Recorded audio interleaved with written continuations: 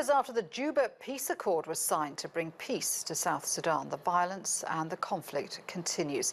Many South Sudanese have fled and now live in refugee camps in neighbouring Uganda. Life is tough, but a new scheme is helping people to start their own businesses and save for a better future. As Leon Senyange reports, the initiative is already changing lives.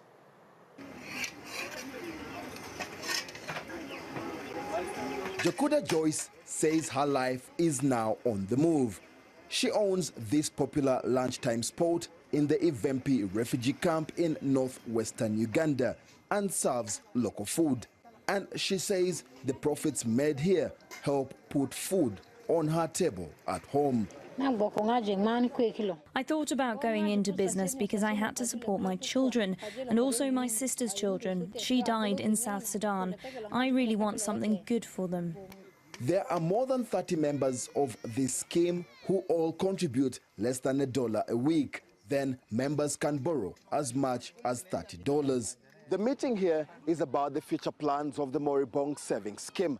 The scheme's members want to see an increase in the amount of money loaned out to them. The majority have already borrowed funds to start their businesses. Aliki Morris too is slowly cutting his way through life here. He fled South Sudan with almost nothing. Now carpentry is earning him a living. If I could earn more, really, I'll extend my business to some part of the Uganda, like even in Kaboko, Arua, and other different camps like Kiraino. Several savings and loans groups are being introduced in refugee camps. Organizations helping here say these initiatives help refugees create opportunities for themselves. Refugees were typically seen as a victim of their circumstances who are helpless and can't do anything. That's no longer the case. Refugees come with unique skills and abilities. They're able to do something for themselves when they have the opportunity.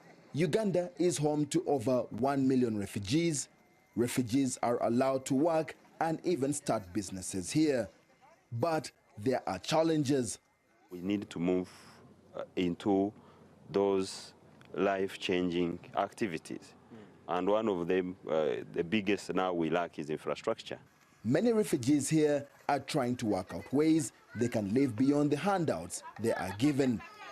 And businesses like Jokuda's and Achilles are showing others there are ways to find a better life.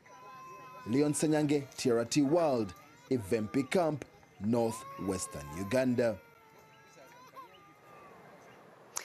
I can speak to Douglas Johnson now. He's an independent researcher on South Sudan, Sudan and Northeast Africa. Douglas, good to have you with us. Can I ask you one question about the refugee crisis? President Salva Kiir has really played it down. He says the number of people leaving South Sudan isn't, quote, a big deal. But this is a big problem, isn't it? There's something like 2 million expected to leave South Sudan by the end of the year. Well, it is a big deal because not only are refugees going into Uganda, they're going back to Ethiopia, and some of them are even going into Sudan.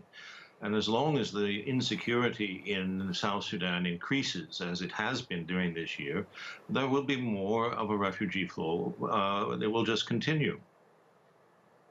Why is the insecurity increasing? Why is the violence continuing despite the Juba Agreement back in 2015, which was supposed to restore peace and stability? What went wrong? Well, a number of things went wrong, very likely. At least some people on both sides didn't want to abide by that agreement.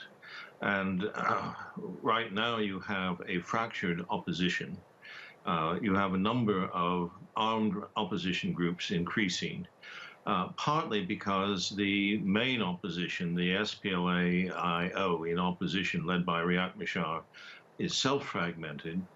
And the type of peace agreement that IGAD has negotiated really gives priority to groups that have weapons and groups that can basically shoot their way to the negotiating table. There's no unity among the armed opposition.